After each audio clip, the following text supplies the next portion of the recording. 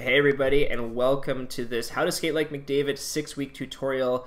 My name is Jason Yee. I'm a former pro kinesiologist and the founder of Train 2.0, and I am here to show you the biomechanics of the most elite NHLers.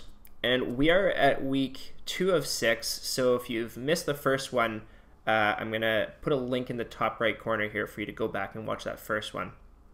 And what we're going to do today is we're going to talk about who this is for, why this works, and how we're going to do it. And, really who this is for people who believe in secrets. And, a good example of a secret is something that you believe is true that very few people would agree with you on. And, a lot of people in hockey really sort of fall into this whole idea of like, there's the conventions, there's what everyone else is thinking and what everyone else believes. And that's easy to do, right? Like, get your reps in on your shots and go to power skating and skate around cones, that kind of thing, right? Everyone does this and everyone kind of agrees that this is a good idea. And, that's easy. Everyone's doing that. And then there's mysteries, right? Which are impossible. And it's like, oh, well, how do you skate like McDavid? Or how do you puck protect like Sidney Crosby or whatever? And if you really look at how a lot of people in the hockey world approach this, they approach it as if it's impossible, right? It's a mystery and therefore it's impossible. And, what we believe in at Train 2.0 is in secrets. And so this is a truth that very few people agree with you on. And what's different about secrets is that they're not easy because, not everyone believes them. And they're also not impossible. And that's the difference. They're not impossible and they're not easy. And very few people agree on these things. So, you might consider that what you're watching right now and what you're watching in this presentation is a secret. And it's what's true that very few people agree with you on.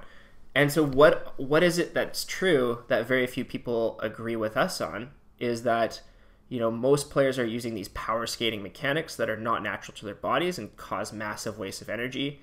And power skating technique is often different from what NHL superstars are doing in an actual game. And that by learning NHL superstar mechanics, most players can dramatically improve their speed without extra energy. So how we're going to do it is I'm going to coach you over the course of the next 6 weeks. We're on week 2 of 6. I'm releasing the first 3 weeks for free on YouTube, and this is going to make a massive improvement in your skating effortlessness and speed. The last 3 weeks are released inside of the downhill skating system, and it has a 30-day money-back guarantee. So, you can actually go through this whole thing for free if you want. And, if you follow the coaching and you see results, you might want to complete your training. Now, if you do nothing with this information, nothing will change, and you're obviously not going to see any results. And if you're, open and willing to testing this out, you might see some very, very different results that might come from following a secret. So last week's video was fixing your push angle, and we talked all about, what way to actually push and wide tracking and why that's actually important in hockey. And then week 2 today is about fixing something called your inner spring. And we're going to build off of that in weeks 3 through 6. So, what is your inner spring? I'm going to show you a couple of videos.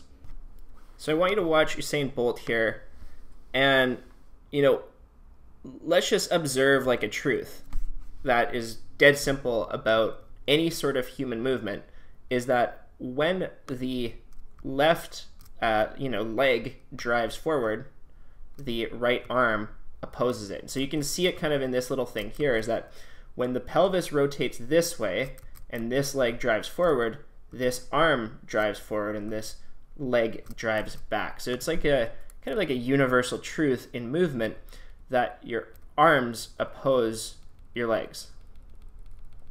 Now let's take a look at McDavid.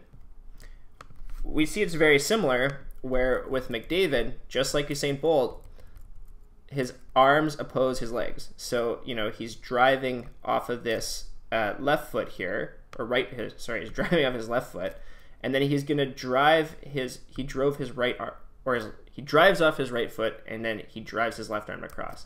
And then vice versa, right? As he is pushing off of his right foot here, this left arm swings back and this one swings forward to oppose the movement. Now, let's take a look back at what we know here is that all NHLers swing their arms side to side. And if you're looking at just the movement of any human through space in a straight line, you need to have an opposition of your upper and lower body in order to go straight, right? Otherwise, it would be like a duck swimming with one leg, right? They would just kind of go in circles, right? So in order to actually keep on a straight line here, when Usain Bolt pushes off his foot, he needs to counter his movement with his upper body, as we can clearly see. So the arm swing isn't actually generating any sort of forward momentum, right? It's actually opposing the forces of the lower body. Now, what ends up being different in hockey is that rather than swinging your arms side to side because you are, we're not actually swinging your arms forward to back, kind of like what we see with Usain Bolt here. If you look here, it really looks like Usain Bolt is swinging his arms forward to back, right? But the difference in hockey, as you're going to see here, is that you're pushing out to the side. So if you're going to push out to the side, right, you can see how the stride that McDavid makes is really headed out to the side. Well, then in order to compensate, the upper body has to move across the midline like this. So that's why you have to swing your arms side to side, is to oppose your lower body. And your lower body moves much more laterally, right? You can see right here that pushes out to the side as we talked about. So the upper body has to oppose in a different way than we see here. So it's the same thing that you're opposing your lower body, but now instead of the force being directly back, the force ends up going to the side. And that's really all that's going on with your body, with your inner spring. And so you actually have something called the inner spring, and it really is like your obliques and kind of like your core musculature. And so your musculature is actually set up, like your fascial lines and everything is set up to promote energy transfer from your lower body to your upper body and your upper body to your lower body. So when you use something called your inner spring, your forward stride, not only becomes more effortless, but it also blends into other movements like the cross under, the shuffle, the 10 and 2, things that we see McDavid using all the time. And that's when you're using your inner spring. So your coaching this week is to practice these two movements, and they are the corkscrew. And I know this is the same drill as last week. And then we're going to go over a movement called the corkscrew to 10 and 2. So the corkscrew is the same movement as last week. And, the thing I want you to really pay attention to is the opposition of upper body and lower body. And you really want to feel the twist through your belly here.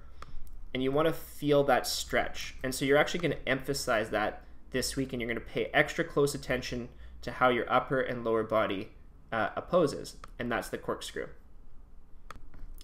Okay, and the second exercise you're going to do, the second drill you're going to do is the corkscrew to 10 and 2. Corkscrew to 10 and 2. So what you're going to do is you're going to be doing a corkscrew, and then you're going to open up your hips, and then you're going to put your heels together like this, and then you're going to go back to the corkscrew, and then the 10 and 2. And so what you end up seeing is that the upper and lower body really has to oppose in order to make this work. And what you really want to do is you want to feel the twist and spring and bounce through your core. And you want to do at least 300 reps of these over the course of the week.